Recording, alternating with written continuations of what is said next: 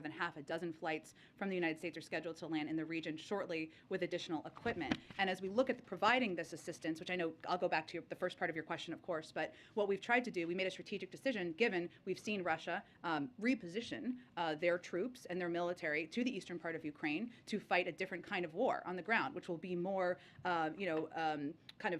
shooting back and forth through long range. And so we have been working with the Ukrainians and the Ukrainian military to determine exactly the kind of security assistance they need for this stage in the war. And that has included an increase, as you've seen, in artillery and ammunition and weapons like howitzers and others that can do.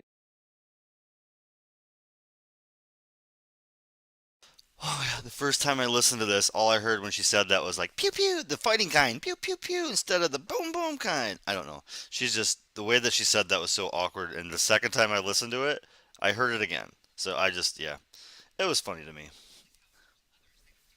It's funny. Pew pew, the shooting kind of war. Pow pow pow pow pow pow pow pow pow pow. That kind of war, the shooting kind. All right, Jen. These sort of are effective in this long range shooting and long range fighting that we are seeing or we anticipate will happen in this stage of the war. So we have been expediting this assistance to the ground over the last couple of weeks to ensure they are prepared as this portion of the war is starting. Not because they are using all of it in 7 days, but because we want them to have all of this equipment as quickly as possible as they prepare to fight this war on the ground. In terms of assistance and what we're preparing are the reports that I know have been out there. I will say I expect we'll have more soon on this, but I have nothing to preview at this point in time. I would note that out of the $3.5 billion in drawdown authority Congress granted for this fiscal year, we have used over $2.4 billion so far to provide Ukraine the military equipment and capabilities they need to defend themselves. So obviously there's more of that approved drawdown assistance that we can provide, and we've been working to expedite and ensure, as I noted, it's meeting exactly the needs they have at this point in the war. Go ahead. A couple quick ones on mask Yeah. mandate. The DOJ said yesterday that they would decide essentially whether or not to appeal that ruling based on what the CDC says they need or don't Yeah. need. Is the White House or the cabinet involved in any way in that decision-making process? Well, we are entirely able to and legally able to be a part of the discussion, but right now we of course are deferring to the CDC on what they believe is needed at this moment. They obviously put in place this 2-week extension. Because Welcome everybody. Welcome in YouTube. Had a few clips early, so that's why I always drop that link. I can do more of my show on Twitch than I can on YouTube. YouTube censors me. So we're already about a half hour in, but welcome to the show. Cheers, yo. Let's keep watching Jen for a bit. Entirely reasonable, of course, to have this additional time to look at it, but because they think she has one of her most cringe faces today. It was awful. As soon as we see it, we're gonna have to watch it like 10 times. It's great. Have in the future. And then just when you said a moment ago that it literally is a personal choice as to whether people decide to put a mask on or not on planes, does that messaging still reflect a shift for you all and maybe to some degree a capitulation to just the mood of the public about wanting to be over this pandemic, or people who have politicized the wearing of masks in the first place? Well, first I would say we continue to recommend everyone wear masks on planes. What the president was speaking to is, of course, because we are not currently implementing the mask mandate, it is not a requirement, so people can choose, even as we recommend it. But to be clear, we are recommending everyone wear masks on planes. That is what the CDC is recommending. That is the public health guidance we are following. I would note, I know this is often said, and maybe some of it is because there was the video of people on planes, on one plane, taking off their masks. Public polling does not actually show that there is a universal view of people getting rid of masks. That's not actually what public polling shows. Now, it doesn't matter to us because we are making our decisions based on public health and data and what the CDC is recommending. But that is not the universal view of the public. Go ahead. Jen, a Ukrainian commander in Mariupol is saying that his forces and civilians in the area may only have hours to make it out alive, and he has been making this direct plea to the president for the U.S. to somehow be involved in extracting people from the area. Do you know if that's a request that the president himself is aware of, and can you just walk us through, can the U.S. be directly involved at this point in making that happen, or helping make that happen? Sure. We have certainly seen these cries for help and these asks for help. We certainly urge the Russian government to do the right thing, guarantee safe passage for any civilians or others who wish to leave the city. We also encourage them to allow deliveries of humanitarian aid, such as food and medicine, and safe passage for volunteers to help people in need. But I don't have any additional updates from here. And quickly on the president and whether he might visit Ukraine, you've obviously said a couple of times, currently there are no plans to do that. Yesterday, when he was asked, are you going, he said he wasn't sure. is a trip completely off the table for now for him? Nothing has changed in our assessment. I would also note, as I've said in here before, if anyone were to visit Ukraine from the United States, it's not something we would announce in advance, confirm in advance, give details on who, if, and when, because of security reasons. And that's something I think anyone who's traveled to a war zone with a president or a vice president or anyone is quite familiar with that policy. So when he said he didn't know, was he trying to indicate that Nothing has it could changed be on our on the plans. news? I have Yeah. one more question. There are obviously so many horrific images coming out of Ukraine. There are very readily available photographs, videos of civilian deaths. Yeah. As we enter the third month of this conflict, can you walk us through, give us a sense of how the president himself has been sort of processing these images? Who does he talk to? What does he lean on as he processes images that, coming from what he himself has called a genocide? Yeah, look, I will say that the president is processing these images as many Americans are, with horror, with sadness, with fear for the people of Ukraine, for the families, for the children, for innocent civilians who are at risk. It is obviously this conflict is consuming a great deal of his time, as much as he is working on a range of other priorities here. But he is consuming them as many people are, as I am, as many of you are, as Americans out there watching all of your networks are. It's emotional. It is. Watching some of these images is very raw for people, including the president, because you're seeing people suffering at the hands of a dictator who is brutally targeting civilians. Go ahead. A few on Ukraine for you.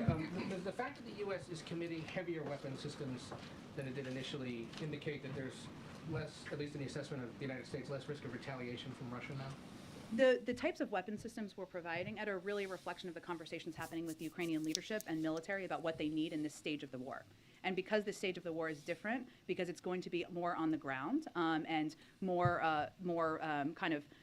back and forth long range fighting, there's different kinds of weapons and systems they need, more artillery, more ammunition. It's a different war than it was when they were in the western part of the country. It said earlier that that the government's continuing to monitor that whatever is sent over is meeting the needs of the war. How exactly is that monitoring happening?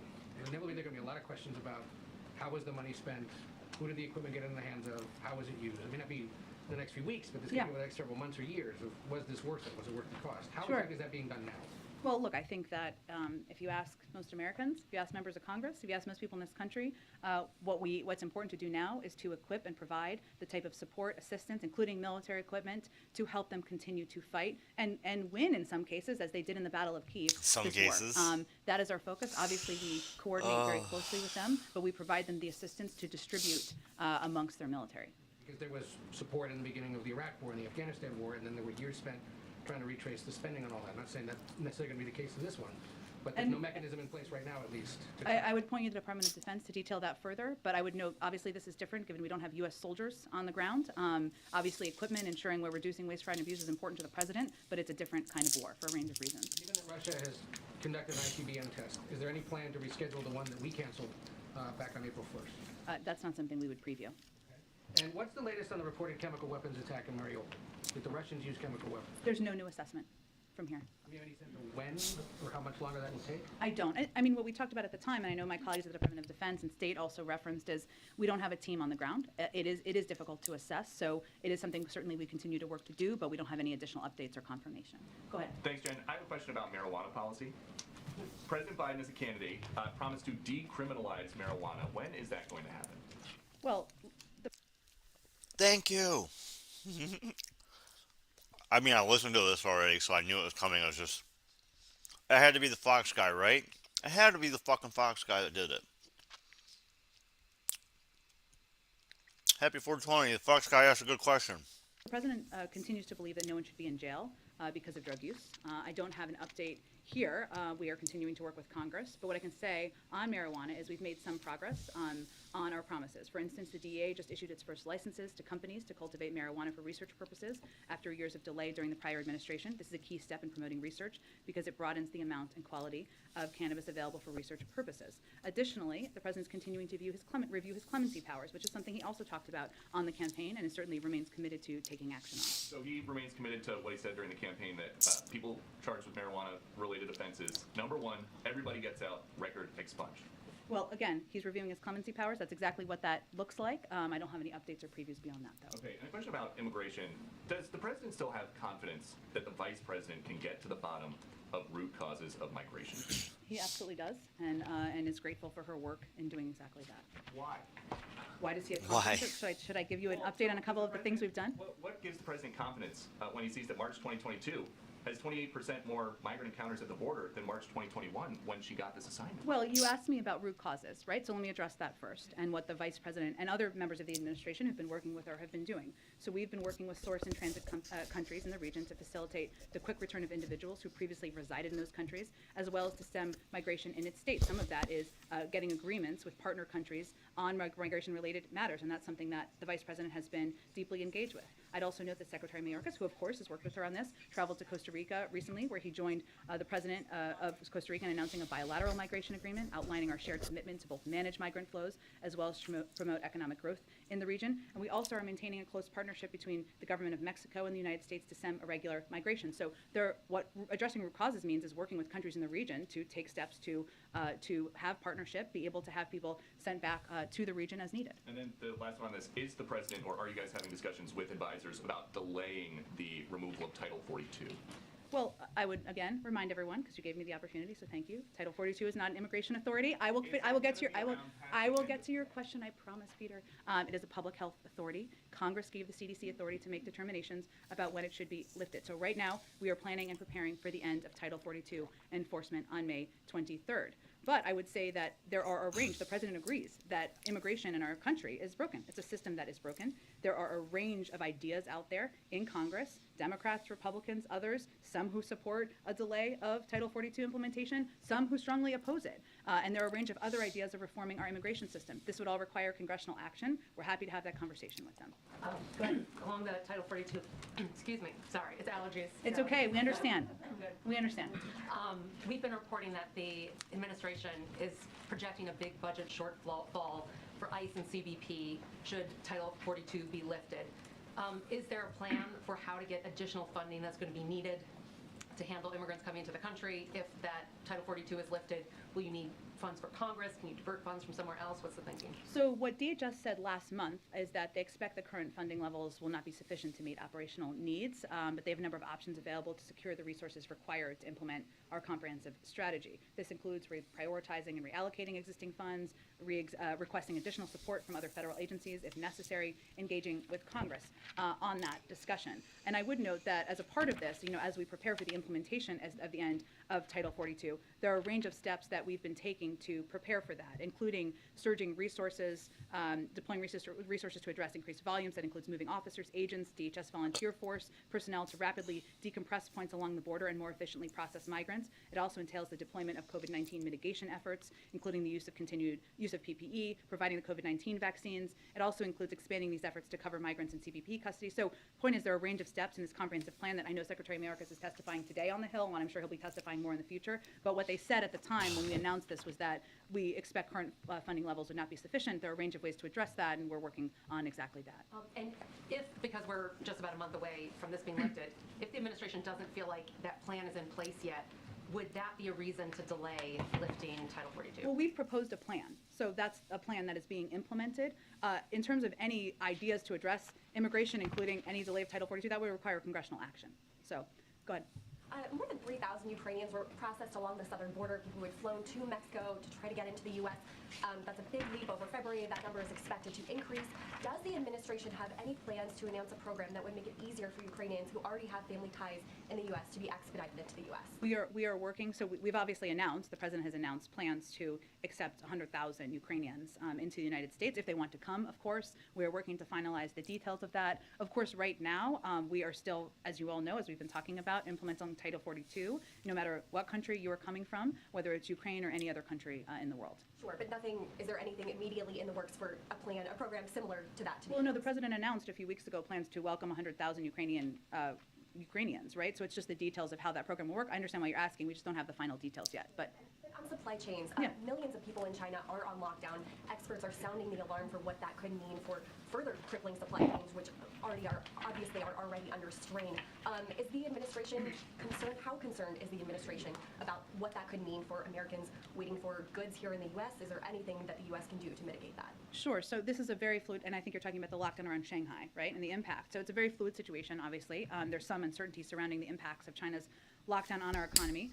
We are in close contact with key actors in the supply chain, including the ports of Los Angeles and Long Beach. We're not seeing currently, according to the Port of LA, any slowdown in ships coming from Asia, but we're going to continue to keep our eye on that. What we've seen happen within China is moving of the manufacturing of some of the goods, semiconductors, consumer electronics, et cetera, that are typically come from Shanghai to other hubs, moving them around to see if they can keep the manufacturing up. And they've also moved ports and moved around where the goods are going from in ports there, which may be why we haven't seen a reduction in goods coming from Asia. The last data in terms of Chinese exports we have is from March, because it's not yet the end of April, and that showed a 15% increase from last year, but we'll have to look at the April data when it comes out in May. Go ahead. I might be being a little thick, but I still don't quite understand what the administration's position on how you're kind of approaching the mask issue is. So the Justice Department said that they would appeal the decision if the CDC wanted them to. Yeah. The CDC has said that they wanted masks. They still think masking is important and that they had that policy in place. So I don't understand why the Justice Department is not immediately appealing it, and especially seeking an emergency stay to potentially keep this in place while the CDC continues its sort of broader evaluation. Sure. Well, I don't even play a lawyer on TV, so I won't get too much into legal strategy. But what I will tell you is the CDC, obviously, as you noted, called for this extension because they wanted to look at more data. So I think we can all expect they're going to continue to want it. The Department of Justice is just waiting for that kind of final comment to take action in appealing. They said they would appeal. In terms of when they will appeal, I'll leave that to them to speak to. Why not a stay or an emergency appeal? They can speak to that. But what I would note, the objective here is, of course, to appeal the 15-day extension, but also to preserve the CDC authority over the long term. Because as we've noted from here, we expect there to be ups and downs in the pandemic, and we certainly want the CDC to continue to have this authority. And I guess plain English, if the CDC determines at the end of that 15-day review period that they already had undergoing that they wouldn't continue the mask mandate, then the Justice Department will not pursue this appeal. I would expect you'll hear from the CDC very soon, and I don't think it's at the end of 15 days in terms of their expectation and ask for an appeal. On Title 42, you kind of floated congressional action out there, and this is pertinent because Title 42, I think, was a key part of in scuttling the negotiations over COVID money. And so what I'm trying to, I think, the question I'm curious in is if you're signaling a sort of willingness by the administration to negotiate over the lifting of Title 42 as part of trying to get that COVID package across the line, and if not, if so, do you have any sort of update on the strategy there? Because you were certainly banging the drums about how important it was before Congress went away, and they're coming back soon. We're still banging the drums about the COVID money, I promise you. I was just making clear, because I think there's been some confusion about this, that, well, the CDC has the authority, right, to determine when when the conditions exist to lift Title 42. That was given to them by Congress. If Congress were to want to extend that, they need to take action. It's not a executive authority from the White House. The president would be open to legislation that provided COVID funding, but also extended. We're not in any way there, so I wasn't going there. I was just conveying that, as you know, there are strong views on a range of immigration issues and proposals in Congress, right? I'm not telling something you don't know. There are some people who would like to see it extended. There are some people who definitely would not. And so I'm not making a prediction of the future, only conveying to you what authority would be required, what the process would require. Would the White House support the bill that Senator Sinema is bringing forth, which is working to extend Title 42 until there's a plan in place? Public health emergency. I don't have any prediction of that. The president has proposed, put forward, called for immigration reform, something he did on his first day in office. We're happy to have a range of conversations with members about a range of ideas, but I just wanted you to know what authority would be required or how the process would work. Go ahead. Two things. South Korean media is reporting that President Biden will visit the country next month, May 20th through the 22nd. Can you confirm that? I don't have anything to confirm yet on the trip beyond what the president himself has already confirmed, but we will have more to say soon, I'm sure. All right. And on COVID aid, I'm wondering if the administration has sort of a drop-dead date by which Congress has to give them the additional funding. I know you've talked about it. The supply of monoclonal antibodies will run out in May, Yeah. and the test capacity will ramp down by the end of June. So is June your deadline, or is it much earlier, or is it later if you can repurpose some of the existing money? I would say it's as soon as possible because we have already had to take steps, right? Like ending our program for the uninsured. We haven't been able to make purchases that we would normally purchase to get ahead. I mean, even on monoclonal antibodies or some of these treatments, some of them take months to make. So it already puts us behind where we need to be and want to be in planning. So we don't have a long-term deadline, nor would I punt that out. We want to do it as quickly as possible when they return. Thanks, Jim. Several senators, Democrats and Republican, have called on the president to appoint a coordinator or a czar, if you will, to oversee the transfer of military equipment from the U.S. to Ukraine. What does the administration think of this idea? Do you think it's needed, and is it something that's even being considered?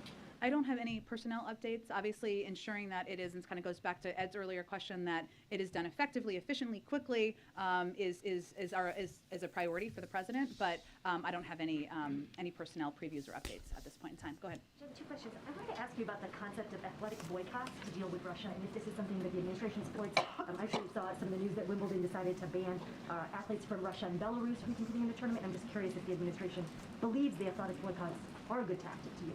We've seen 600, if not more, companies, private sector companies, pull out voluntarily, I think, their investments in Russia. I don't think we have a policy specifically on athletic events at this point in time. I'm happy to check.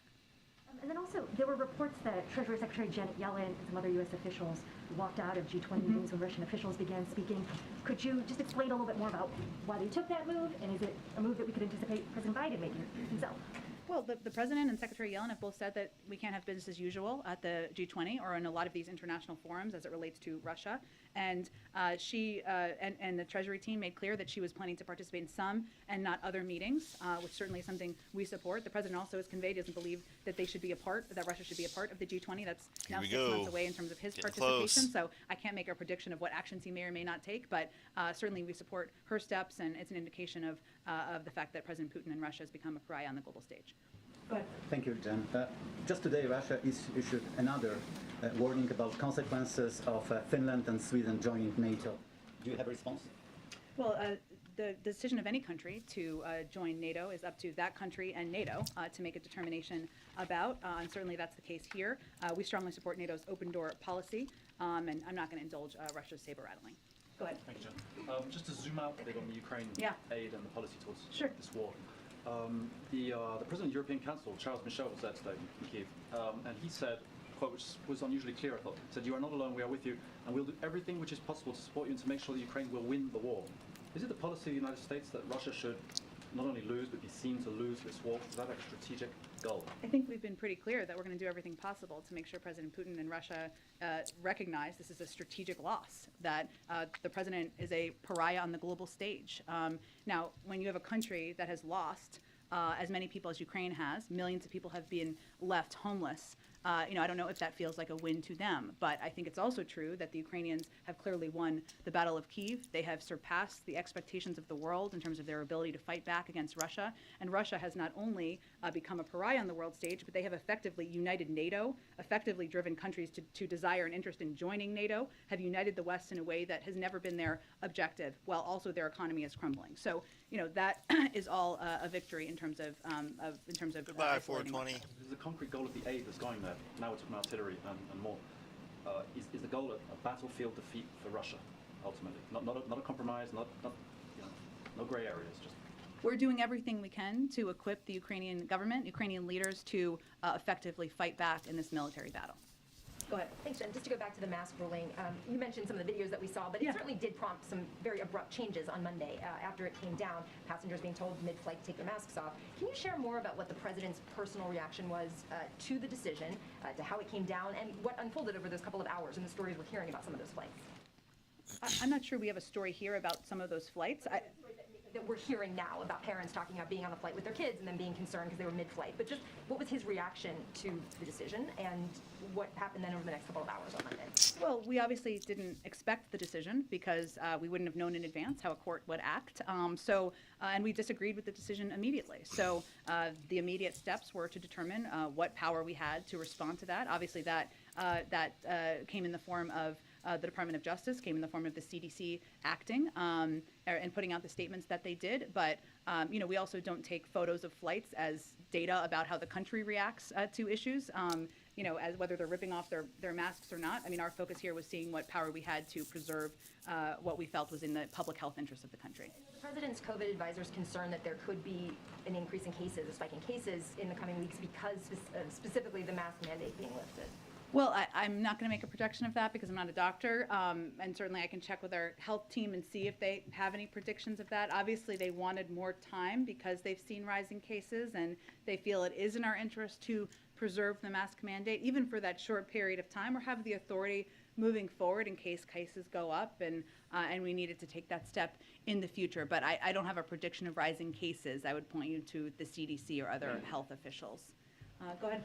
Jen, there are reports that Mexico media is stating that the Mexican government has decided to dismantle a binational police group that was fighting Mexican cartels or drug cartel operations down there. I wonder if the administration is aware of that, and if I'm not seeing it. Did they cut it out? I watched it live. There's this weird, like,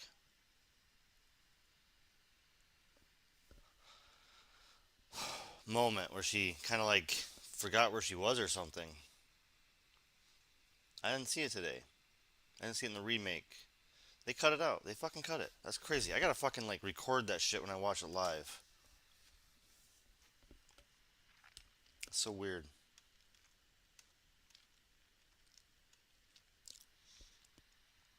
Trey bizarre.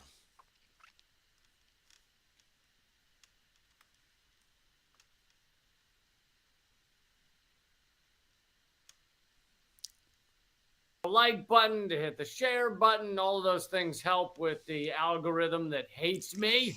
If me and the algorithm ever find each other in the same elevator one day, I'm like, oh, it's you. Some shit's gonna go down. I seriously, I'm not. He's not my friend. He's not cool with him. But yeah, all that stuff helps. If you leave comments, if you leave questions, if you give it a thumbs up, all that stuff helps. And I hope many of you considered becoming a member at patreon.com/LeeCamp. But I want to get to who my guest is and bring him on. He's running for office, and I don't have many politicians. I don't know if he'd even call himself a politician. Before we get to my senator takedown, we're going to listen to a good senator candidate. We're going to shit on some incumbents, but first let's listen to a good candidate. With Lee Camp. Many politicians on this live stream.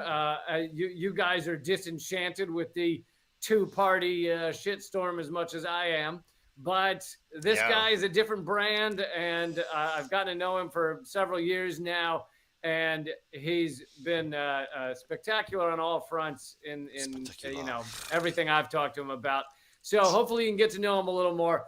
This is Matthew Ho, veteran and running for office on the Green Party ticket in North Carolina. We're going to get into all of that. And if you want, feel free to throw in comments or questions in the comment thread, and I will try and ask some of those as well. So these questions will not just come from me. Hopefully you can throw some out there as well. All right, here's Matthew Ho.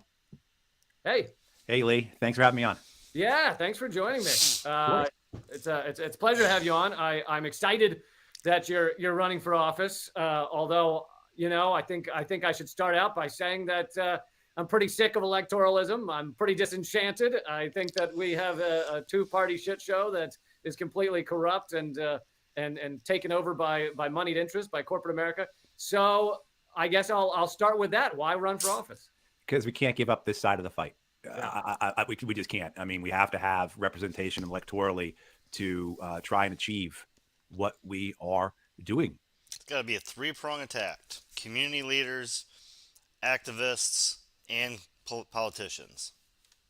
I mean, in a sense of that, look, if we give up this side of the fight, this is because I think a lot of times we get into these false choices, right? This of like it's either activism or electoralism or sitting it out or and it's just not going to work. So we have to put the pressure on the system as the system exists now, while doing everything we can to attack the system in all its other different ways. I mean, this is we have to fight it asymmetrically. And, so if you look at electoralism in the sense of this is a holding action, making sure people see what we are doing, we're holding them by the nose, trying to hold them accountable electorally, putting pressure on them, causing them to lose races because they're not running candidates that are pro-worker. They're not running candidates that care about climate change. They're not running candidates that are doing anything about, say, the housing crisis, which is tearing apart communities all throughout our country. We make them pay that way. At the same time, too, we're doing all those other things that the movement needs to do, whether it be direct action, civil disobedience, all those other, more bodily type of things. And so it really just comes down to me that we have to be robust. What we're fighting for, it requires us to be robust. What we're fighting against requires us to be robust. And so, but I agree with the idea that this is a moneyed shitstorm that we are dealing with. And it absolutely is. And unfortunately, we do have to wade into that. How's it been so far? You're running on the Green Party ticket. How is it getting ballot access and all the various hurdles they put in your way? I'm sure a lot of people are curious as to what it's like to actually run for office. All the obstacles they throw at you. It's you get back to the Gandhi quote about first they ignore you, then they laugh at you, then they fight you, and then you win. And it does a lot of that apply. So right now, they're doing their best to ignore us. Fortunately, I've had some media experience down here with local media, so that's helped get us out in front of people that probably they wouldn't have given us the time. But look, I've been in your newspaper before. I've been on your network before. I've been on your local TV channel before. Like now you're not going to have me on. So we've had some success with that. The ballot access is a form of voter suppression. It's just that clear. And the way it's done, it's very insidious. We have to get 14,000 signatures to get on the ballot, which when you first hear that, you think, well, hey, you got 7.5 million voters in North Carolina. That shouldn't be that hard. Just get some people out there with clipboards and hit up the flea markets and farmers markets and you'll get it done. And when you do the math and when you look at like how many signatures can a person get an hour, and then you look at the verification rate of 75%, so only 3 out of 4 signatures count, and you're like, wow, we're looking more like 20,000 signatures now. On a good day, a volunteer can get us 10 signatures an hour. You start doing that math and you come to realize what everyone around the country who's been a part of ballot access, particularly signature gathering, petition gathering campaigns will tell you is you got to pay people. And we are, I think, you mean pay people to stand out there for hours asking for. That's exactly right. And we're different with our campaign. We're doing it almost all in-house. I think we've had about 75 or maybe 100 signatures collected by some type of contracting firm for us. Other than that, all the other thousands and thousands of signatures we've gotten from people within our movement. Whether they're Green Party, they're socialists, they're leftists, they're independents.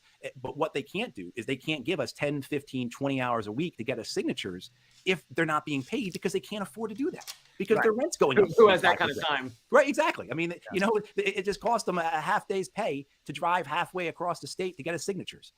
So like the reality of it, and it's true, if we're going to say we're a pro-workers party, then we also need to treat our people with the respect and with the resources that we want for all workers. So this is, one of the things that you get back to. My long point to answer your question is that probably the most surprising thing is how expensive it is to collect signatures. And because it's expensive, just to add on to the moneyed shitstorm you were talking about before, there's an entire industry across the country that exists for collecting signatures. So if you're in a state like California, where there's lots of ballot referendums, right, lots of petition drives, there's an entire industry out there that earns tens of millions of dollars a year collecting signatures because the Democrats, the Republicans, Tesla, Uber, companies like that can afford to shell out tens of millions of dollars to make sure that they are going to collect signatures. I just talked to a guy, a longtime Green Party member, activist in Oregon, where they also have a lot of ballot referendums. And he says the rule of thumb, if you don't have $100,000, don't even consider trying to get anything on the ballot because it's not going to happen. You're just not going to be able to afford to do it. And again, one more piece, one more turd, right, into your moneyed shitstorm.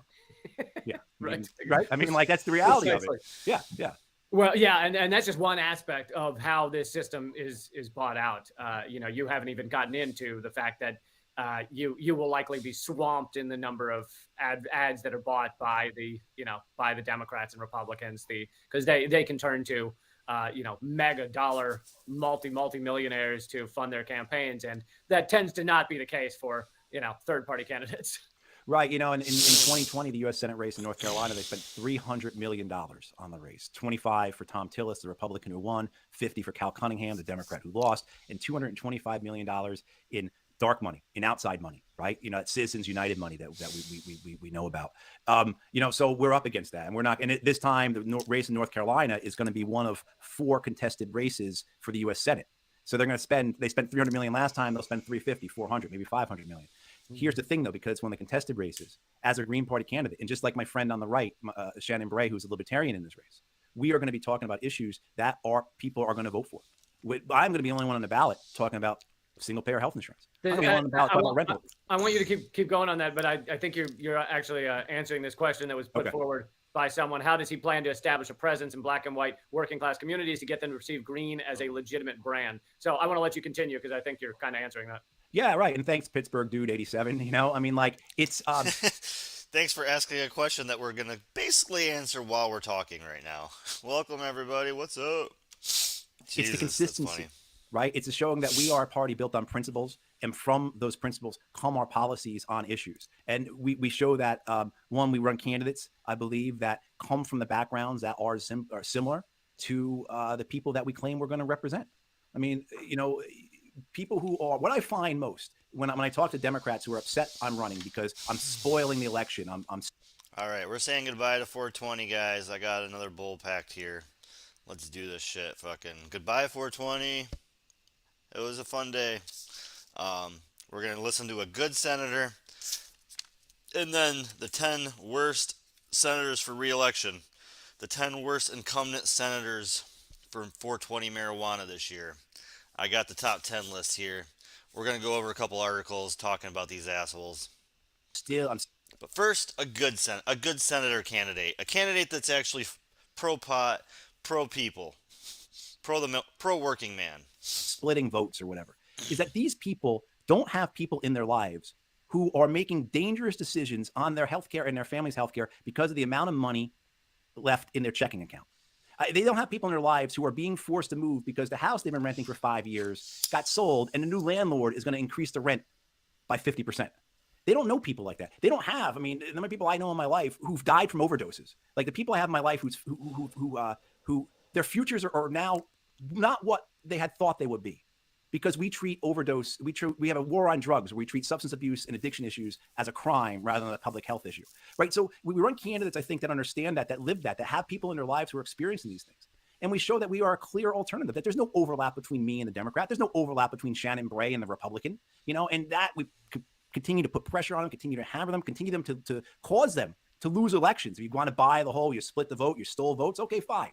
You know what? But what I'm doing is I'm disrupting it and I'm putting pressure on the system to make them change the system. At the same time, I'm trying to grow a party, right? A true left-wing party that represents workers and the planet.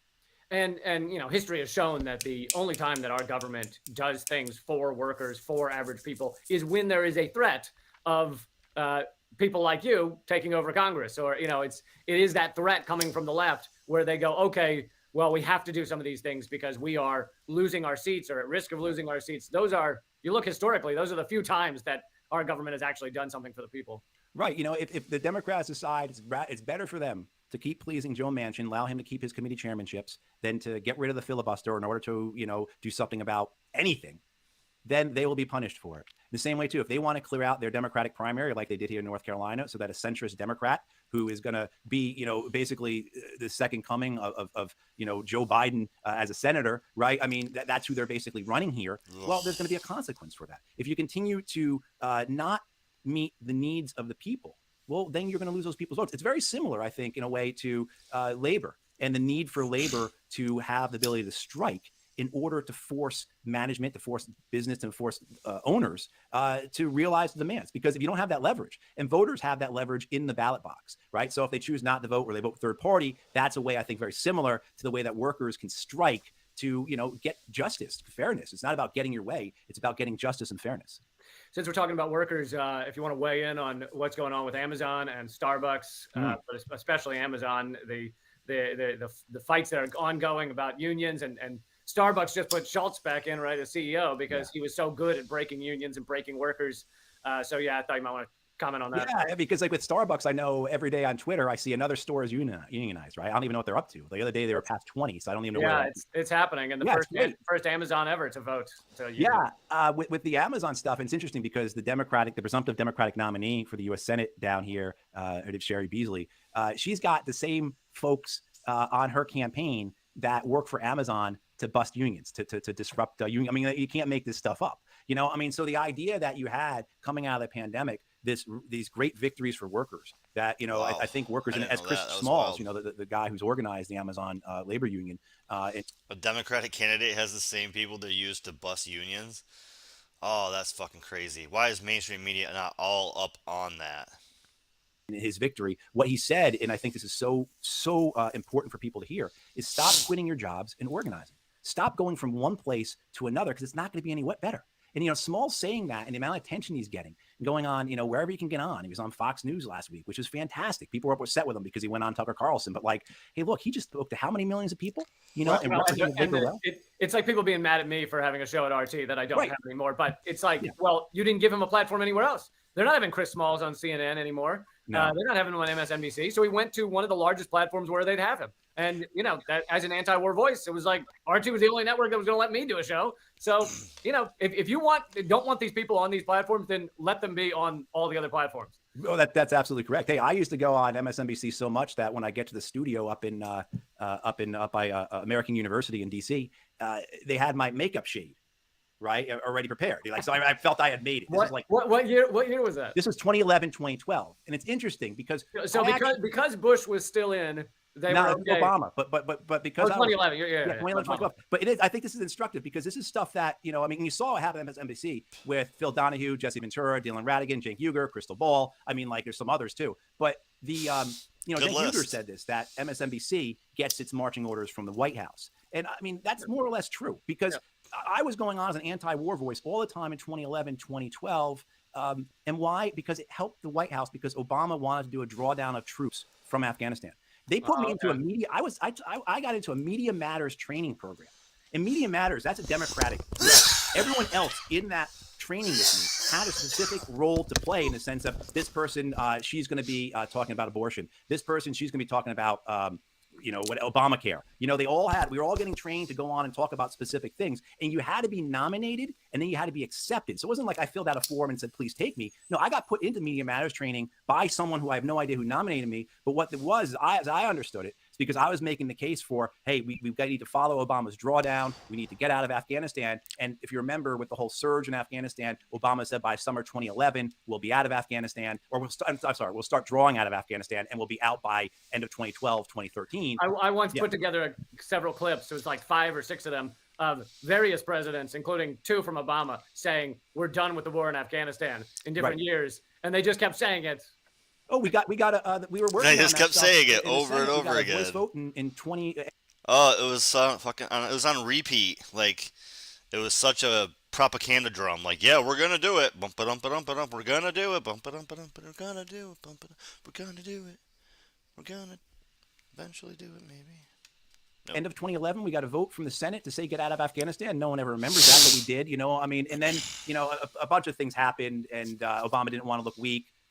Islamic State did very well in Syria and then in Iraq. A lot of that because of our support for those groups. I mean, so it's really true self-inflicted wound, right? I mean, but again, hey, that's the nature of how the United States does its warfare overseas. It continues to do these escapades where one generation of foreign policy and military intelligence officers think that they can perfect what the previous generation did. And this time we're going to get it right, and there's going to be no blowback. We're really going to take this Frankenstein's monster, and it's going to be our pet. And these people are not going to turn on us. Like the Azov battalion right now in Ukraine. Yeah, I think that's probably a pretty good example. You can see where the thinking goes, right? Those are going to be the good kind of Nazis. We're going to exactly find an arm over there. Yeah, I mean, serious. Yeah. Well, I want to give you background because I'm sure plenty of people watching don't know because I didn't get into this going into. I did say you were a veteran, but you were multiple tours and then you resigned, correct? Yeah, I did 2 deployments to Iraq. I was in the Marine Corps, then I was with the State Department in 2009, getting to Afghanistan and with the State Department and thinking that war was somehow going to be different, that the Obama administration was going to be different. With seeing the war being escalated in 2009, I resigned in protest. And here we are now, almost 13 years later. And I mean, I think the madness of it all, that's what drives a lot of my campaign. If people ask, why are you running? There's a real anger inside of me. There's a desire for accountability. Look, there's a desire for human rights and there's a desire for sustainability, but I also have a desire for accountability. And I think all 3 of those feed into one another. You can't have human rights if you don't have accountability, if you don't have a way to sustain those human rights. I mean, but this idea of wanting accountability for what I saw done. What would the accountability look like to you? Yeah, that's a good question, right? Like, what is accountability to you? And he has a good answer. I like the question, though. I was waiting for it. It's a good question. I mean, hey, in a fantasy world, it would be Bush, Obama, Trump, et cetera, lined up in the dock at The Hague. Some form of international justice. Look, if we're gonna beat our chest and say how great we got in Nuremberg, that if we really hit a pinnacle in terms of human civilization when we held nations responsible, and even then that was all, that was very watered down because we brought a lot of Nazis over here, we let a lot of Japanese go because of communism or whatever we were afraid of. But this idea that somehow, if we're going to hold to that Nuremberg gives us this idea that natural law prevails, that the rights of human beings are greater than anything a government can actually say. that you can't legalize a preemptive invasion. You can't legalize genocide. You cannot legalize organized murder, which is what war is. If we're going to hold to that, then that is what I would want to see. At the very minimum, if I was to be in the U.S. Senate, it would be not allowing anything to go forward without trying to get some semblance of accountability for what we've done. So in a sense of trying to get at least some degree of investigation, hold hearings onto those wars, whether it be Afghanistan, Iraq, Libya, Syria, Yemen, I mean, all of them have been, the foundation of all of those are lies, and they're all so incredibly dirty. They've all been incredibly counterproductive. Even if you buy the official line for them, well, then now they've been counterproductive. But the real thing is their immorality and their illegality and what we have done to generations of tens of millions of people. Even take Iraq, where in Iraq, they have higher cancer rates in parts of Iraq than they had in Hiroshima or Nagasaki after the atomic bombings. And that's because of our invasion, because of our occupation, we poisoned the land and the water to a degree that even if we had a magic wand, man, and we say, all your troubles go away, Iraq, their children are going to die for generations because we poisoned them. Just like we were found to be using depleted uranium rounds. Right? Well, there's a lot of different toxins. I mean, war is just an incredibly polluting episode. I love that. That's never discussed really in the climate change debate, is that destroying societies. I mean, not just what is being done to Ukraine right now, but obviously what's been done to Yemen or what's been done to Libya. It is like the worst thing you could ever do for climate change. It is. It's. I mean, even if you just look if you localize it and you look at what has happened to Afghanistan in the last 40 years because of that war, which is a living legacy of the Cold War, and the deforestation that occurred there because of the war, which then led to mass erosion and which has caused incredible water management issues for a nation that has enough water. They don't have enough water, and someone brought up military burn pits, absolutely, in terms of the toxins that have been released. But, you look at what we've done to Afghan society. And again, even if we were to say, clap our hands, everything was to go well in Afghanistan, generations will go through an experience where they have been environmentally devastated because of the wars, because of what the United States did there. I mean, not going to let the Soviet Union off the hook either, what they did as well. But in terms of, if you understand the genesis of that war, the idea that we're going to use Afghanistan to give the Soviet Union its own Vietnam, very similar to what we're talking about in Ukraine, right? We're gonna fight Russia to the last Ukrainian. This is how we're gonna get rid of Putin. We're gonna, give him an occupation that he can't survive. And if however many hundreds of thousands of Ukrainians are dead, well, that's worth it, Yeah. Well, I was going to ask you your take on Ukraine. I don't know if you want to get into it any more than that, but. No, I mean, I think what's most upsetting to me about this conversation in Ukraine is that, like so many other of our discussions on particularly, say, the wars but on anything really, we forget that there's precedent, that there's antecedents, that things came before, in the case of Ukraine, February 2022. I mean, if you listen to corporate media, it's as if everything was fine, and then in February, Russia invaded. And look, I'll be the right. Putin just woke up with a hair up his ass. And that's right. I'm going to, and hey, I'll very clearly condemn Russia. I'll hold it to the same standard I want the United States held. It's a preemptive invasion. That's illegal. It's wrong. But to say that, to ignore the 15,000 people that were killed in 8 years of fighting prior to that, to ignore a coup, and this is where I talk about accountability. Who was it in 2014 who said, let's do a coup, it's going to work out really well? And then what happens is Russia takes Crimea. You have this civil war erupt in the Donbass, right? I mean, now, and it leads all to this, which is what the experts, including the Central Intelligence Director, William Byrd, said way back in 2008. This is what's going to happen if we keep pushing these guys. Who are these people that said, well, let's push them harder? Okay, we saw how Putin reacted to the coup. We saw how he reacted in Syria. We saw how he reacted in Chechnya. So who are these people who said, if we just keep pushing him, he's going to back down? That's what they claim, or did they know, but by pushing them, we'll get the war that we want? There's a lot, and that doesn't absolve Russia of its role in this. It's just saying that as Americans, we have to be very, very aware of what our government has done, particularly when it's the same people in government who have done these things over and over and over again. We mentioned climate change for a minute. Latest, and someone was asking whether we talk about the IPCC report. They say we are absolutely on a path to an unlivable planet. Yeah. And I had NASA climate scientist Peter Kalmus on the other day. Climate scientists are now getting arrested or choosing to get arrested, chaining themselves to banks and oil companies to raise attention about this. Are we getting to a turning point, or is this just more of the same? People get arrested, people say we're on a path to no return, and we just keep moving on. Yeah, we've got to break apart this political system we have, man. Look, I was at Standing Rock 5.5 years ago. I got arrested out there. A lot of other people got arrested. People got hurt real bad. People got put in dog kennels. Saw the the worst of American racism and colonialism out there. You know, it was my first experience being in the Midwest and being among our first people, you know, among Native Americans, and seeing how the treatment of the Native Americans was by the white North Dakotans. You know, their attitude towards me was, who do you think you are to come here and tell us how we can treat our Indians? That was basically kind of what I took away from my experience out there with white North Dakotans. And very similar, I think, in a way that, you know, you get in the South, you know, particularly say during the Civil Rights Movement. Who are you coming from the North to? But anyway, the intersection of that colonialism, that racism with the climate crisis or climate chaos or climate collapse, whatever the best way to describe it is, can't be denied. But we see that what occurred there, we see that how the media covered it. We see how Barack Obama said, I'm just going to let this play out, and how, you know, pipelines continue to be developed. And I think that the urgency of the issue, the reality, as the IPCC says, and these scientists continue to get it wrong in the sense that they keep being too conservative. Right? That's what they're saying. They're saying we keep getting this wrong. I mean, that was their second report, not this most recent one, but the second one, the IPCC said that. They said, look, we've gotten it wrong. It's coming much harder and much faster than any of us expected. You know, and so you look at that and you say, my God, the urgency of this. We have, we were talking about, you know, family and children earlier, and, you know, the children in our family are going to see this. Children born, your boy will live to see the 22nd century. And, you know, they are going to curse our generation because what we're going to do to them, because of it's a form of inaction, but it's also a form of criminal negligence, because we in the collective, I know not anyone watching Moment of Clarity with Lee Camp is this way, but in the sense of that, you have a criminal desire for short-term profits that we have to squeeze every last cent out of every drop of oil we have before we do anything. That's what's going to happen. I have no doubt that we will transition to a renewable economy with clean energy after some point after 2050, 2060, when our oil starts running low, right? So, but it will be, at that point, it'll be way too late.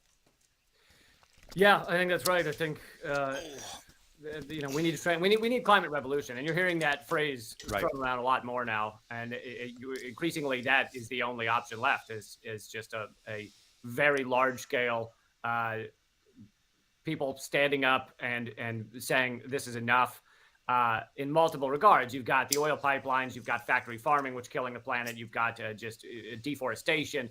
All of these things have to stop immediately, and we kind of need to reconsider how we're living on this planet. Without using up all your time, I of course got to get to Julian Assange. Just the other day, I mean, it's tough to even keep up with all of these updates. I see the poster behind you. I think people are like that poster. But another level of the British system signed the extradition warrant, and now it goes to the Home Secretary. And I did see people were saying that the Assange's team is going to wait until the Home Secretary signs it before appealing. But, you know, this is another hurdle that they have passed to extradite Assange to the United States so that he can be basically tortured for the rest of his life here in the United States. Right. So I wonder if you can comment on that and comment. I think I know the answer whether Assange could ever have an actual trial here in the United States. Well, I don't know how. It would be a secret trial, and it would be, yeah. I mean, and I don't think they want him to be a trial anyway. I think the idea is they put so much distress on him, as they've done in Belmarsh, that he loses his life. I mean, he is in very frail health from everything I understand, and the hope is that he either becomes so incapacitated he's unable to stand trial, and they just keep him hidden away, whether still in the UK, whether still in Britain, or here in the United States, or he kills himself. I think that's the preferred outcome. I don't think they want the trial, although I'm pretty certain they have the court system set up, as we've seen with all the different whistleblowers who've gone to prison. Say like John Kiriakou, the only person to actually go to prison for torture was the guy who talked about it. You know, so you can see how loaded that all is. And you know some of these guys, I know some of these guys, the ability for us to have secret trials, you know, something that I think probably has always existed in the United States, but something that we kind of think, well, no, it's really not that possible here, only in the most extreme cases, but it happens over and over again. And the precedent that we've set, whether it be with the trials of people like John, you know, or what we've done down in Guantanamo Bay, where somehow maybe if the Justice Department can find a way to declare Julian Assange some form of unlawful combatant, you know, they make some I mean, which they don't put it past them, you know, that they would then be able to put him in a place like Guantanamo. And it's despicable and ridiculous on another level, which is the fact that he's not an American citizen and has never operated from America. Apparently, we can just grab anyone, anywhere, and say, you violated our laws. He has no obligation. I mean, first of all, he didn't, but he has no obligation to even abide by U.S. laws. Right, and the Brits, of course, are happy to go along. Look, they're the old man. Where the United States is the son in this mafia family of imperialism, right? So the old man's going to do whatever what the son wants him to do. I mean, it's like just like a crime story, a crime family story. It really is, you know. And the idea too that Assange has been abandoned, while there have been, I think, every reputable human rights group and international journalism organizations have stood up for Assange, like Reporters Without Borders and other things. They're also, but the abdication of Assange, the betrayal of him by American journalists is simply unseen. And I think that, you know, is something that will, is as ghastly as what's happening to Julian. I know him. I had a chance to visit with him. My God, 2014, I met with him in the Ecuadorian embassy, and already he had been in there for a couple of years. I remember thinking, my God, how inhumane and sick this is to be doing this to him. And here we are now in 2022. And so, but you know, as ghastly as what's happening to Julian, you know, on a larger scale, the idea that the American media is going to go along with this, the New York Times, the Washington Post, CNN, because they want to ensure that they continue to be at the same cocktail parties that Henry Kissinger is at. You know, I mean, that's what it comes down to for me, is they're all, go back to, you know, George Carlin, who'd be, I think if Carlin was alive today, man, he'd be really proud of you, Lee. I tell you what, because I don't know too many, right? I mean, for what you do and what you say, but, you know, as Carlin said, it's a big club and you ain't in it. And it is a big club. Yeah. I mean, it's small compared to the 335 million of us in this country and the 8 billion around the world, but it's a pretty big club when you count the hundreds and thousands of people who show up at, like, say, the Christmas party that, say, was her name, Catherine Graham of the Washington Post used to throw every year. It's all the, you know, right. Ivanka Trump is hanging out with James Mattis, who's hanging out with Chelsea Clinton. You know, I mean, it's and he revealed, the reason he's like enemy number one is he revealed the truth of what goes on within that big club. He revealed the war crimes, and right. and you know, maybe something you can speak to as a veteran is, you know, this idea that Assange is a traitor or somehow harmed America by revealing our war crimes. Well, I mean, yeah, you had mentioned before. Yeah. I'm sorry, go ahead. Well, shouldn't you want to know the truth of what your government's involved in? Yeah. Right. I mean, hey, look, as you said before, he's not even an American, so I don't know how you treat him as a traitor or treason when he's not. Yeah. I mean, like, so. But we think everyone who's not an American should also act as if they're an American. It's like, you know, it's that, you know, Stanley Kubrick's Full Metal Jacket. You know, I mean, there's so many great pieces of art out there.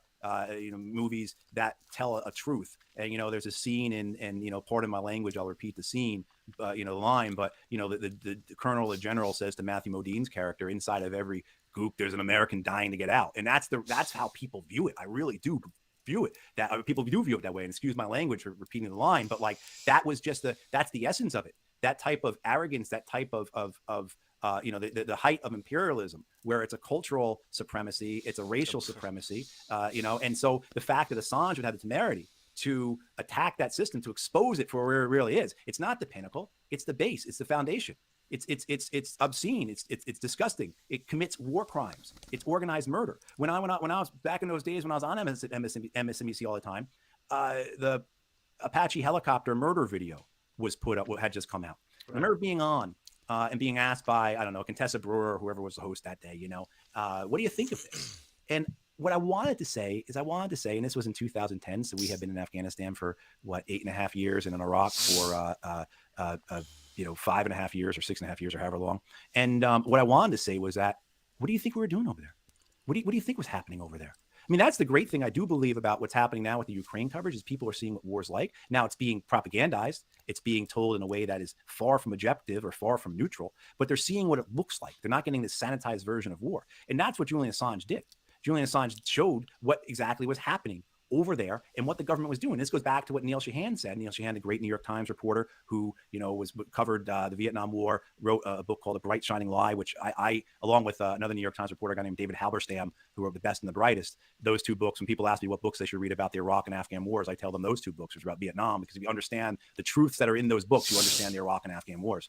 But as Sheehan said, after the Pentagon Papers, which was when Dan Ellsberg, you know, exposed the fact that, look, the Pentagon and the U.S. government have been lying to you about this war for decades.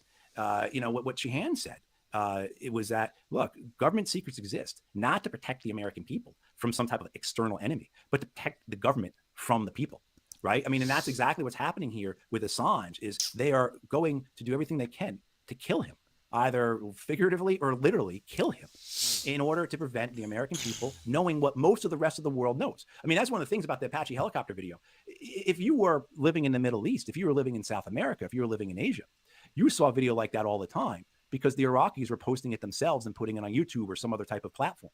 That stuff wasn't being watched here.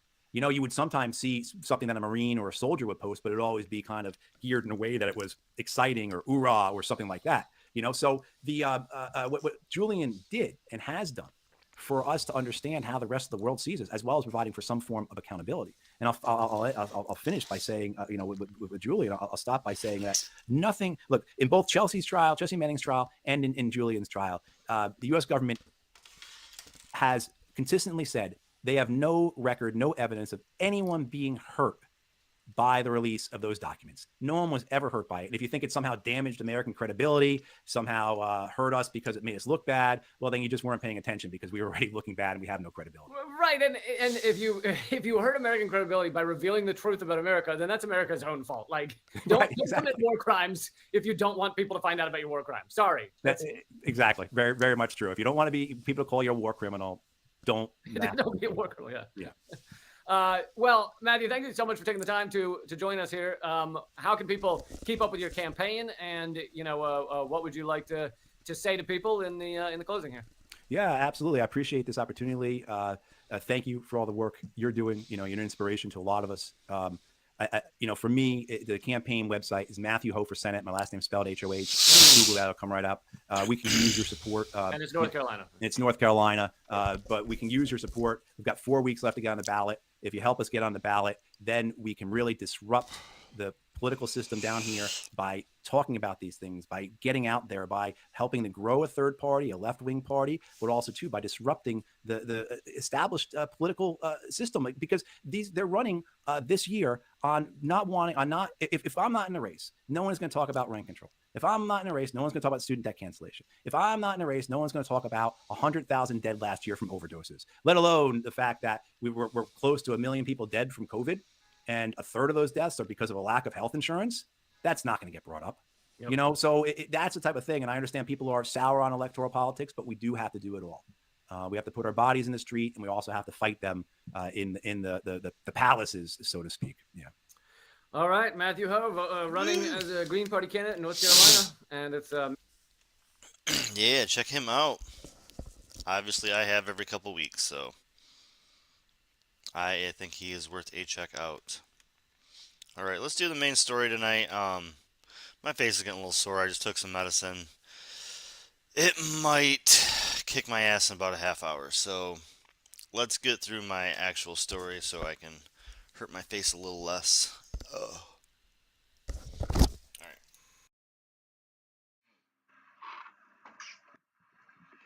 So, let's check this out right now. All right. Just need 1 second break here to give it so I can space it out. Doing this awful little thing right here. 10 worst senator incumbents up for re-election right now. All right. So the way I came up with this list today was I went through, let's start out. Nope, not there. Nope, not there. Here, all right. So the way I started this out was I went through all the senators on one screen. I had all the senators. There's 21 Republicans and 14 Democrats that are up for re-election. I went through this site, cannabisvoter.info, and I went through every state senator that was up for re-election to see if they support or not supported the 7 bills that are cannabis bills that are currently the last 7 big cannabis bills that have been up for election for a vote. Okay. So there's been these 7 bills. These are the 10 senators. There's happened to be 10 out of the 21 Republicans that support 0 of the 7 measures. These are the 10 senators that did that. Ranked by worst, the shittiest to the not so shitty. Very shitty. This is the shittiest. Richard Shelby. He supports 0-7. All 10 of these support 0-7, but with him we'll go through the 7. It's end cannabis prohibition at federal level, expunge past cannabis convictions, reinvest in communities most impacted by the war on drugs, allow states to legalize adult use cannabis, allow states to legalize medical cannabis, allow VA doctors to recommend cannabis, allow cannabis businesses to use banks.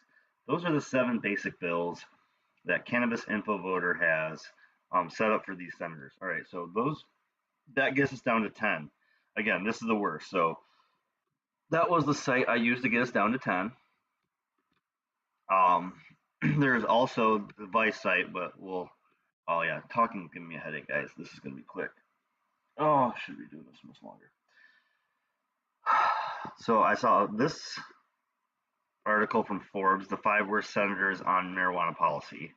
Out of the 5 that they have, only 1 is up for re-election, and that was Richard Shelby. He's the number 1 worst on Forbes' list as well. So Richard Shelby, senator, was first elected in 1986, making him the 5th most senior senator of the Senate. That seniority has given him a lot of influence.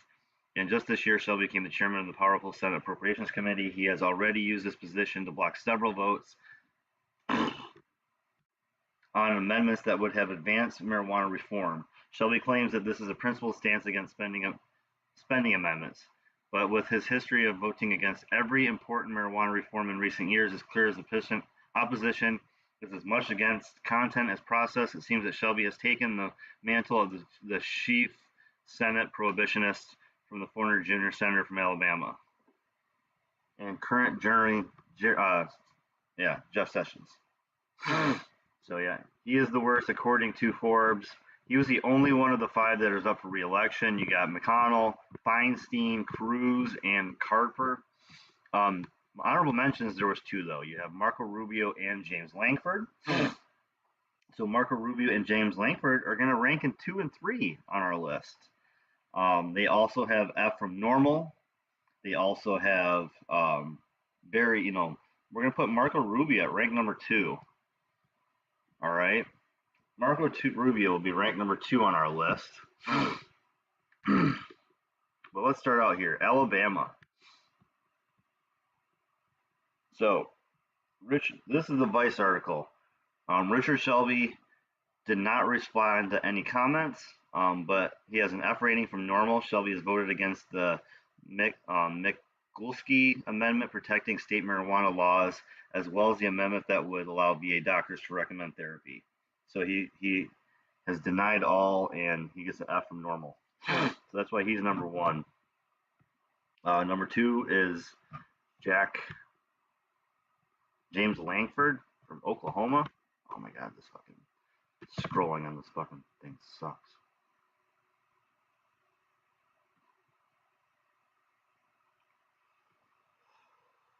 All right, where are we at here? Oklahoma is the place to be.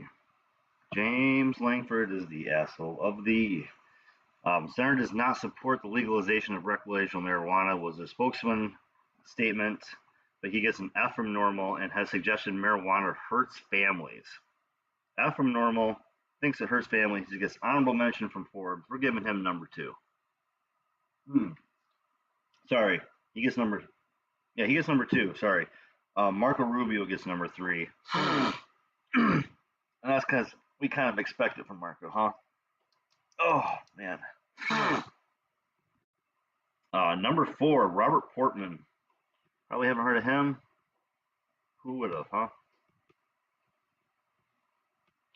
He is from Ohio. Rob Portman gets an F from normal. In 2015, Portman said he did not support marijuana legalization of any kind. Any kind. So let's look at Local Mario, our number 3 of the day. I know you have concerns about the situation at the border, and I want to get there in just a sec. But one thing I wanted to make sure we have time to talk about was the legislation that did move through the House regarding the marijuana legalization at the federal level. And here, especially in Northwest Florida, where we have such a large veteran population, and some vets say, hey, medical marijuana is helping me, but I can't go in the VA and talk about it because it's federally criminalized. I've read up, and correct me if I'm wrong, I kind of feel like you're probably not going to move on recreational marijuana. Do you see a future where you could think about federally decriminalizing just medical marijuana? Look, if doctors are saying to people that this is a medicine or this is a product that we think will help certain people and they want to write prescriptions for it, I'm always open to figuring out how the FDA can approve the use of certain substances that doctors and medical experts have determined may have a chance to help. But that's not what people are talking about here. By decriminalizing it at the federal level, there's a way to carve that out and specifically target that without getting to the stage that they're talking about, which is let's decriminalize marijuana, because here's the problem with that. Okay, when you decriminalize something, the message you're basically sending people is it must not be that bad. We already have a substance abuse problem in America. We already lose thousands of lives every year to alcohol and alcohol-related incidents and the like, and that's legal. Now you're going to add one additional substance to what's approved. Now suddenly you're an 18 or 17-year-old is saying, well, I know marijuana, they tell me not to smoke it, but you know what? It can't be that bad because the federal government made it legal. And so all of a sudden now you're going to have a problem in this country because that becomes a gateway. We know that marijuana use is often the first thing that people use before they move on to something else. We've also seen, by the way, marijuana being purchased off the streets that's laced with fentanyl and other drugs and is killing people. So it's just a terrible idea. And I would just say this, at a time when we're facing inflation, we're facing record gas prices, we're facing a border that's being overrun and about to be overrun even worse, for the House of Representatives to decide in the midst of all of this, we think the priority should be marijuana legalization. It just tells you how crazy these people are.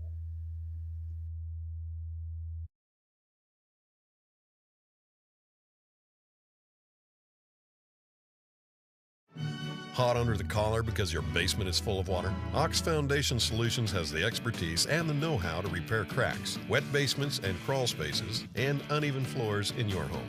It's time to get strong. oxstrong.com.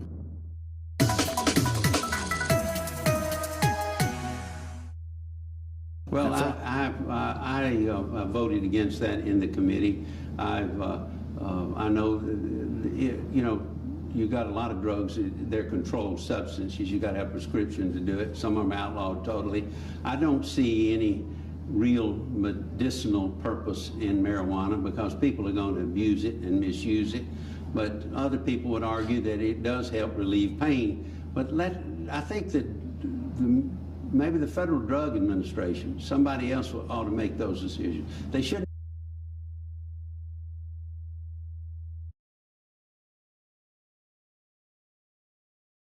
What a candy ass. God, man. All right, that was the first jackass. Marco was the third. Here's the hypocritical number fucking 4. I was looking at pictures of you from the 70s and the 80s. Uh-oh. And I never had the facial hair that you get. I tried. No, but you did look a bit like a dirty hippie with the long hair. Well, it raises the question, did you ever smoke weed? Oh. This is all off the record, right? Totally off the record. Okay. It's just you and me. Yes. You did? Yeah. I See, think I've been asked that now in 20 years 3 times. Are you serious? Really? Yeah. Only 3 times? Huh. Yeah. Well, what do you think about, you know? But I'm very involved, as you may know. In being he's very involved. He is number 4 on our anti-fucking pot senators. Number 4, anti-pot senator, completely admits that he smoked it in the 70s when it wasn't illegal at all. And yeah, so yeah, fuck this guy, dude. On drug prevention. I have been since my first year in Congress. In drug prevention. He's all about drug prevention, but he smoked it in the 70s. What a prick. Hate those people. So that's our number 4 worst senator up for re-election. Fucking guy, dude. Rob Portman, dun dun dun dun, from Ohio, where the state is already medical legal. You're in a state that is medically legal, and you're anti-pot. Gets a D from normal. Or nope, he got an F from normal. He got an F from normal, but smoked pot in the 70s. Fuck you, dude. Fuck you, Robson. Man, people suck. All right. So number 5, we got of our worst senators for 420. All of these are incumbents, and all of these are up for re-election. Hold on. Number 5 was John Thune from North Dakota. Jesus.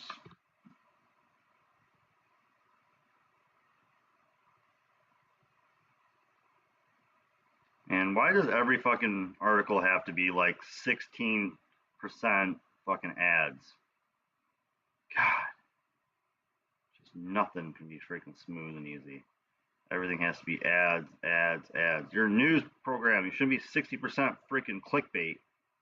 All right. John Thune, North Dakota. Or not, South Dakota. Jesus Christ, I can't even read my own writing. Sorry, guys. John Thune from South Dakota. All right. So he is our number 5, worst senator up for re-election. Did not reply to anything from Vice, but other indicators of legalization, he has an F from normal. I do not support legalization of marijuana. Currently, the medical benefits from the use of marijuana are still inconclusive. That's what he thinks. Fucking guy. And I believe that we must be careful not to increase the availability of marijuana and the use for non-medical reasons. Yeah. Okay. Again, less addictive than alcohol, less deaths a year than alcohol. Don't mind that, dude, though. Dude, God. All right, Thune. So fuck you, Thune. Number 6 on our list. John Boozman. John Boozman from Arkansas.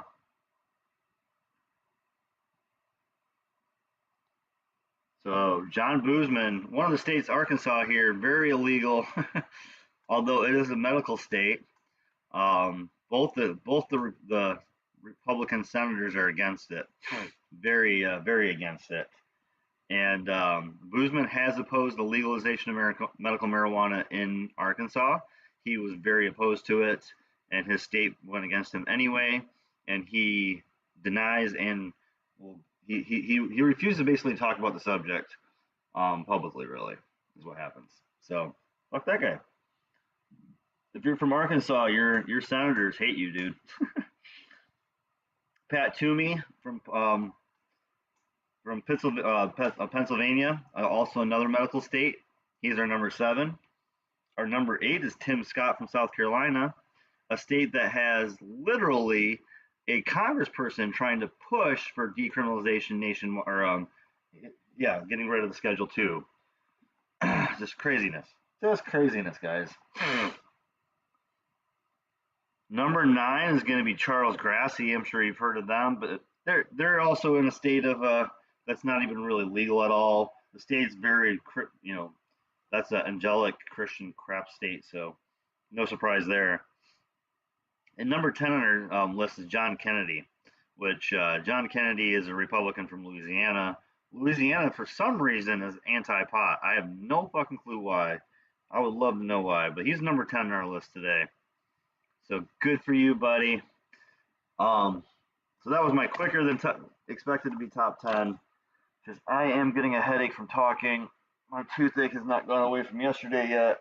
I was trying not to medicate on pills today, but I just took them 15-20 minutes ago, guys, and I'm a little bit sore. So that was the most important story of the day. Let's see, was there any must-haves today on the articles? Well, this one's a must-have today. I'm always shopping the Real. They drop over 10,000 new arrivals every day. Gucci, Rolex, Prada. Daniel in Socorro, New Mexico. You are on the air with Representative Pocan. Good morning. Happy 420 Day. In New Mexico now, marijuana is legal, and I'm 70 years old, and I'm so relieved to be able to grow and take my medicine without fear of getting arrested. But it's not like that in the rest of the country. And this is 420, and I thought, what can I do today to help? And so I called both my senators and asked them to call Joe Biden and tell him to take it off the Schedule 1. And I wondered what your recommendations are that I could also do. I can't call my representative, it's a Republican, so. Yeah, so Anyway. we just passed a major bill in the House, Daniel, around marijuana. I think, reaching out to your senators and trying to see if they can move the bill. I know anything in the Senate is odd these days with the antiquated rules they follow in a 50-50 Senate, but you're right. I mean, having marijuana on Schedule 1 when it's legal in as many states as it's legal, either as medical marijuana or outright legalization, is absolutely ridiculous. I mean, the fact that we're finally getting around to addressing the banking laws, that you can't even put your money in a bank from any kind of a marijuana business. I mean, it just shows how off we are in this area and how far behind we are where real people are at and where the states are at. So I would say, try to push your senators to do the right thing and pass the bill that we passed in the House. So that would go really, really far. And you're right. I mean, having it as Schedule 1 is completely ridiculous, especially given how many states have outright legalization. It just doesn't make any sense. Damn right. Oop, can't do that here. Can't do that. Whoop, whoop, whoop. Nope, didn't see that. You didn't see that. Hey everyone, I'm Minar Adley, founder and editor-in-chief of Mint Press. Okay, we can do this, but I can't do that first one. So that didn't happen. You didn't see that. That didn't happen. All right, let's do this censorship clip for the last episode of what I can do on YouTube. Like I said, I have a headache, so I think I'm going to call this. Did a long stream last night. We'll do a short stream on 420. Doesn't seem like we got a ton of joiners tonight, so we will call it early. Unless you guys pile on 420. What's up, young intellectual? What up, what up? We're at least going to do this clip. We'll see if the pain meds kick in and I can keep going. We'll see. Hopefully. I hope they do. I hope they kick in and I can keep powering. I got like at least 4 more clips, at least an hour of good shit going. So let's see. Let's see if my pain meds kick in and we can go.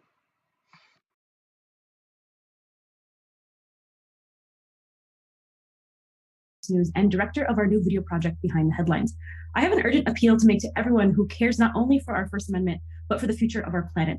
Independent watchdog journalism that holds the military class accountable is under threat. With the war in Ukraine raging on and corporate media outlets pushing a pro-war agenda, we've entered wartime where having access to alternative information to the war machine is crucial to preventing escalation. The nuclear arms race is not a joke. We're experiencing an unprecedented amount of censorship, unlike anything we've seen before. Just in the last month, independent anti-war journalists have been targeted in an organized smear campaign, deplatformed, outright purged off of social media platforms, and even given state-affiliated labels on their accounts. YouTube has deleted hundreds of thousands of historical videos for prominent anti-war journalists and figures, including Abby Martin, Chris Hedges, and Lee Camp, and is demonetizing political content everywhere to hit our bank accounts. Our very own fundraisers on GoFundMe were just taken down without reason and an opportunity to appeal. And this doesn't even include the past 5 years of being algorithmically shadow banned and targeted by big tech. These are the modern day book burners. They are trying to discredit the work of the most important dissenting voices of our time. They want to cause division and censor any information that challenges the corporate and military establishment's agenda. They want war to fill the bank accounts of the executives at Raytheon and Lockheed Martin. For the last several years, Mint Press has been at the forefront of sounding the alarm about the deep state working with Silicon Valley tech giants like Google, Facebook, and Twitter to control the free flow of information. And your news feed to ensure any sort of alternative information or narrative to the establishment algorithmically disappears. We are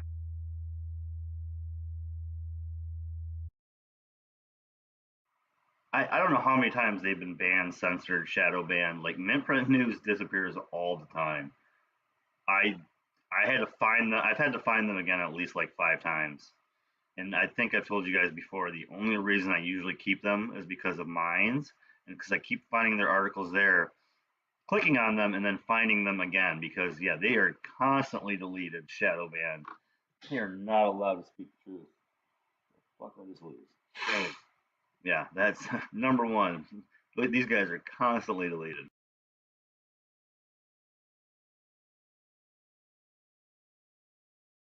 are nowhere near backing down because the future of our planet and the prosperity of peace and justice depend on our reporting. This is why I've partnered up with the Media Freedom Foundation and Project Censored to create a new video reporting project called Behind the Headlines. To help us build this project, we will need your support. We need to raise $400,000 in the next year, so we're creating our first phase fundraiser to be stated for $200,000, and it's just a 2-month campaign. The goal here is to create a video platform that is 100% people funded, a nonprofit video platform with the most important dissenting names in independent media that have felt the brunt of this censorship campaign. We're working with political comedian Lee Camp and filmmaker and investigative journalist Dan Cohen. Our board includes FBI whistleblower Colleen Rowley, international human rights attorney Todd Pierce, and president of the Media Freedom Foundation, the director of Project Censored himself, Mickey Huff. Lee Camp is from a long line of political comedians, from George Carlin to Bill Hicks. We're giving him a platform with full editorial freedom to write and produce his own political comedy. Lee Camp's shows are like a form of investigative comedy. They give the audience something to think about regarding key issues of the day that are often distorted in the establishment press or ignored altogether. Given the many challenges we face, from the climate crisis, forever wars, and the global pandemic, it's important to laugh when and how we can. Otherwise, we'd have to just wail and cry. Lee blends wit and dark humor with quality reporting that is truly a call to action. Dan Cohen is a jack of all trades. He's an investigative journalist based in Washington, D.C., reporting from the belly of the beast. He's currently working on several guerrilla-style documentaries where he traveled to the heart of conflicts targeted by U.S. imperialism and corporate pillaging. The first is a 3-part series about a revolution in formation in Haiti. Another is about the failures of the peace accords in Colombia. Another about resistance in Gaza and Israel's temple movement and their plan to destroy Al-Aqsa as part of an end-of-times prophecy. All of these issues trace back to the US empire and its plots to create and maintain instability around the world. Now, in addition to the documentaries and written investigations, Dan is also leading our video investigative series called Behind the Headlines. He has exposed how corporate media is in bed with the Pentagon, the Biden administration, and much, much more. For far too long, some of the best and most important dissenting journalists have been forced to turn to foreign state media to produce the most groundbreaking watchdog journalism because the US legacy media has completely failed the public. It specializes in producing fast food news that is sensationalized, divisive, working as a mouthpiece for the two-party duopoly, weapons manufacturers like Lockheed Martin and Raytheon, and hawkish think tanks that are directly funded by NATO. We don't have a watchdog media anymore. We have an extremist corporate media beating the drums of war. So we can't rely on the legacy media in our own country to tell us what exactly is happening at home and around the world. We shouldn't have to go to foreign state media outlets to fill in those holes either. It's time that we create our own and become the media. The truth is, we can't keep waiting for the oligarchy to give us a media that represents we the people. It's time we unite on a broader front of nonpartisanship that holds the elite accountable, the way journalism is defined by our First Amendment, to revive the fourth estate and create our very own media that goes behind the headlines. It's time that we put our money where our mouths are, because our First Amendment and its free press, free speech principles are all on life support. To help us build this project, we will need your support. We have to raise $400,000 in the next year. So we're going to start with this $200,000 first phase fundraiser for the next 2 months. And here's what it's going to support. Lee Camp's new weekly political comedy show, The Most Censored News with Lee Camp. And we're completing 4 documentaries by Dan Cohen. Endgame Apocalypse, Inside Israel's Temple Mount Movement and its plans to destroy Al-Aqsa Mosque. Israel's May 2021 mega assault on Gaza and the armed resistance that won the war. Inside Colombia's narco state and diabolical plot between the DEA and Colombian government to plunge the country in a state of civil war.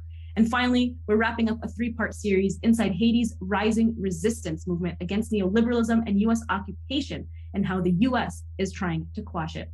We're also launching a monthly Behind the Headlines report project, an investigative video series with Dan Cohen, covering the military-industrial complex, how propaganda works, and much more.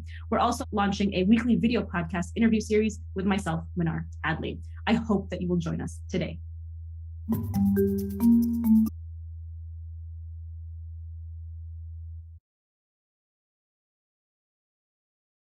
Sounds like a good project to me, guys.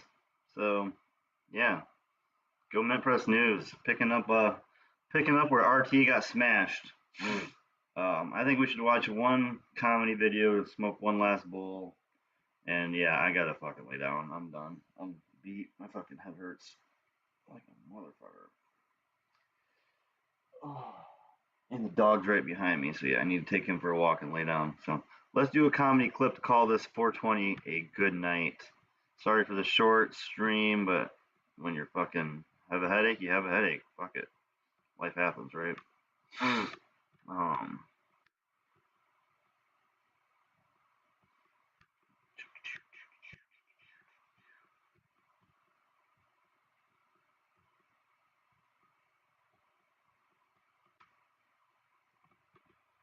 But we've got to come to some new ideas about life, okay? I'm not being facetious about abortion. It might be a real issue, it might not. It doesn't really matter to me, because what matters is, if you really believe in sanctity of life, then you believe it for people of all ages. That's what I hate about this fucking child worship syndrome going on around. Take the children. Take the children. How many children were in the wake of the children? Hey, what does that mean? They reach a certain age, they're off your fucking life?